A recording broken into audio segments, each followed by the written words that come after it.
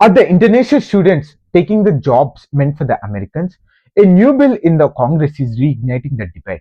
So, welcome back. So, I am Bhumireddy Sashinvas Reddy. I'm a law student at the Indiana University Marriott School of Law.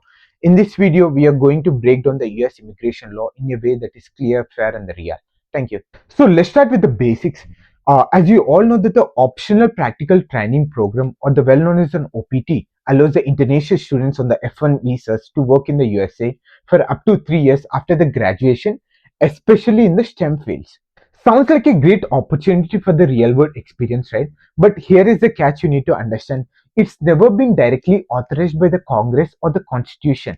It was created by a regulation and later expanded by day to day or years to years passing.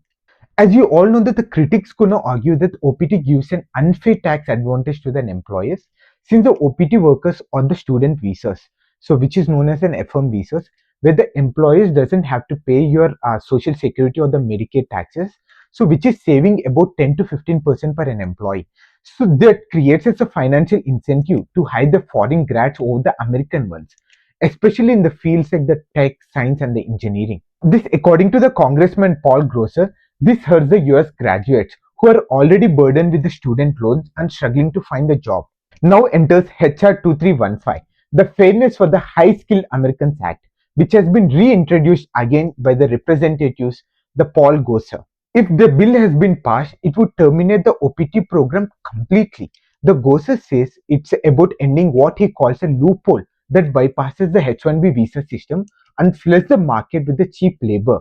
Supporters of the bill gonna argue that it's gonna protect the American jobs and also close the regulatory backdoor and the restore in the fairness in the hiring.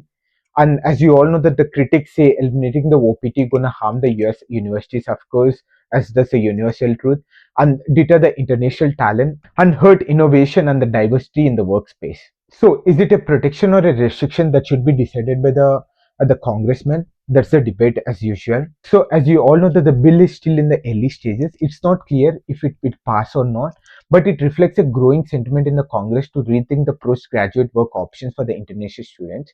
But if you're an OPT or planning to use it, this is something to watch closely. Stay informed, know your rights, always consult with a qualified attorney regarding your rights. Thank you.